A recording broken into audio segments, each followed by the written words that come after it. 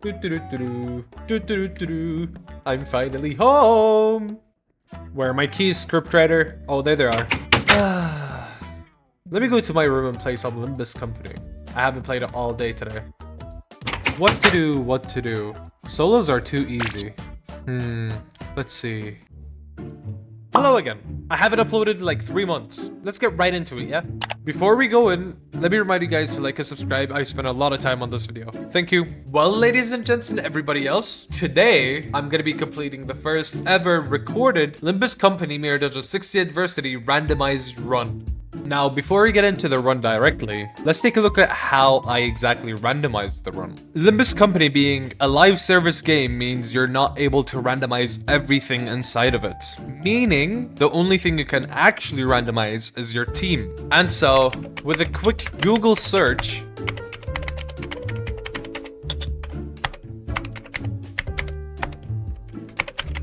you're going to be able to find this randomizer from Neat Position 5381.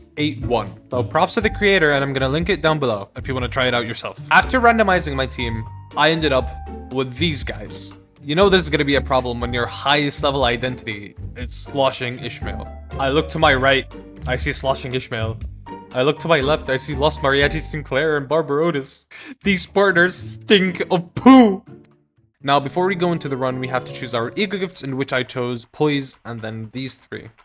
And then for floor 1, I ended up choosing the Unloving because of the tier 4 fusion ego gifts at the end of the floor. Now here is where we actually understand what we're dealing with. I ended up choosing these guys as my 7 identities that I'm going to be running the entire game with, because these are like the highest level ones I have, obviously. Now, this doesn't look that bad to you, but if you look in the top right, I have a timer going, and this fight entirely took 3 minutes using mostly level 60 identities in stage 1. So yeah, this is not going well at all. Either way, we end up beating this guy and then moving on with the floor and beating these little guys and then a few other little guys before we go into an event node that we evidently lose, and we end up going to the shop. And in the shop, I end up spending my cost as usual, and then we end up on the fusion screen. Now, this screen, ladies and gentlemen, is the savior for this run. Without this screen, this run would not be possible. Moving on, I ended up getting the tier 4 sinking ego gift and also tried getting the tier 4 poise ego gift. Unfortunately, I got the rock, but moving on to the floor boss now. The floor boss is just like every other floor boss. You just go in, slime everyone out, and then move out. This footage is also at 10 times speed, and I'm pretty sure I'm gonna make every fight be at 10 times speed because of how slow it was. But now that we beat the boss, let's move on to floor 2. I am gonna speedrun between floor 2 to 5 because that's just filler. Alright, in floor 2, what you're gonna be looking for is Needle and Thread and Tango Marinade. Unfortunately, I only managed to get Tango Marinade in this run, so I missed out on a lot of DPS. But we end up beating the boss and moving on to floor 3. Now, for floor 3, I ended up choosing something really rare. Something you wouldn't actually go to normally. I went into the C-Pack for one reason only. And it's to get the tier 3 Rupture ego gift, which increases damage for units that apply Rupture. The reason I went for that is because the actual carry in this team isn't a level 60 identity.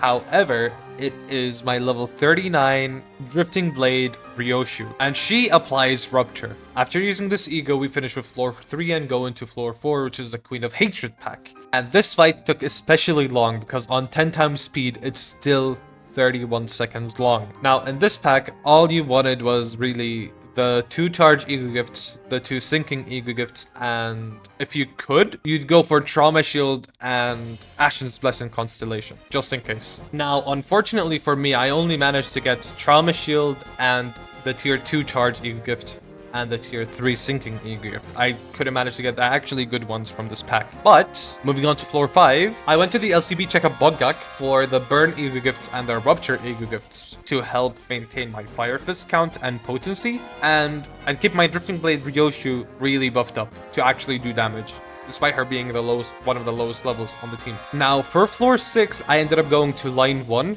just to get False Halo for the extra damage that it provides to the team, even though it's going to be rare for the other allies to attack other than Drifting Blade Ryoshu. And for floor 7, I ended up going to the Surrendered Witnessing to get the Rupture and Poise gifts, because Drifting Blade Ryoshu really benefits from those, especially since in my team I ended up having a few characters that gain Poise and also applied Rupture, which buffed her even more. Talking about the team, I needed a bit more survivability for the team, so on floor 8 I ended up going for line 2 to get Bridal, just so my teammates can tank a couple of more hits. And then on floor 9, I ended up going for time-killing Botgak, just so I could end up getting some Tremor application and the Revive, which I really needed.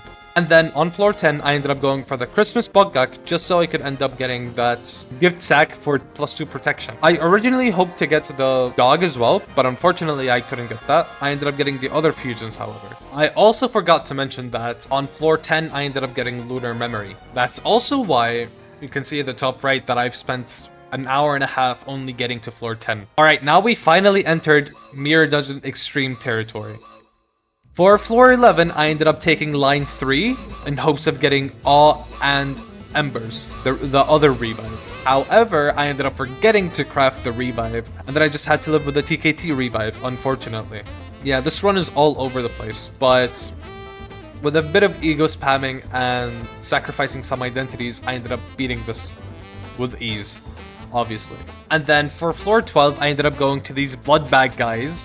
I don't know how to pronounce their name. I'm gonna butcher it if I say it. I'm gonna say it anyways. Ictinic Odor or whatever they're called. But yeah, I ended up going for those. And as you can see, everyone's either hopeless or they're just losing clashes or staggered. So really, only 2 people could clash here, which were my Drifting Ryoshu and Yisang. So it was a bit hard. This is where it starts to get hard, like actually. And on the next floors, ego spamming isn't gonna work either.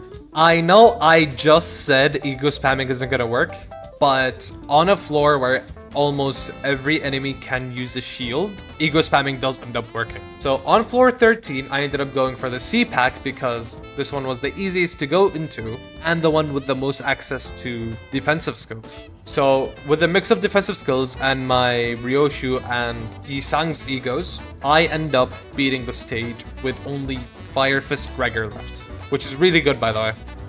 I honestly did not think I would pass floor 13. That's like where, like, floor 12 is all the way down here and floor 13 is all the way up here. I did not think I would pass floor 13. And then on floor 14, I ended up going for the Bridal Infinity pack. I know I'm just showing the final part of the pack, but that's because that entire fight was 40 minutes long, I'm pretty sure. And this one is on 10 times speed as well, like the other ones. But this one was pretty easy. All I needed to do was just not die immediately on the second boss, and then it was done.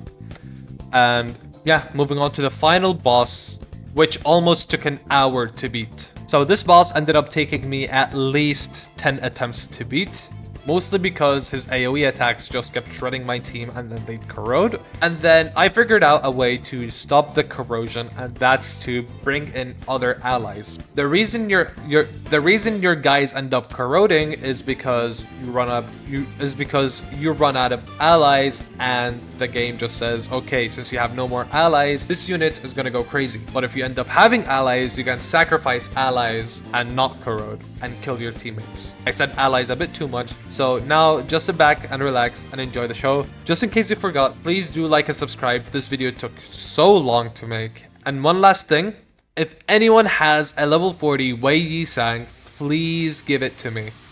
Please. I need your support ID. At level 40, Uptie 3 Wei Yisang is gonna save my future video. Please, I'm begging. Alright, now enjoy the fight. Peace.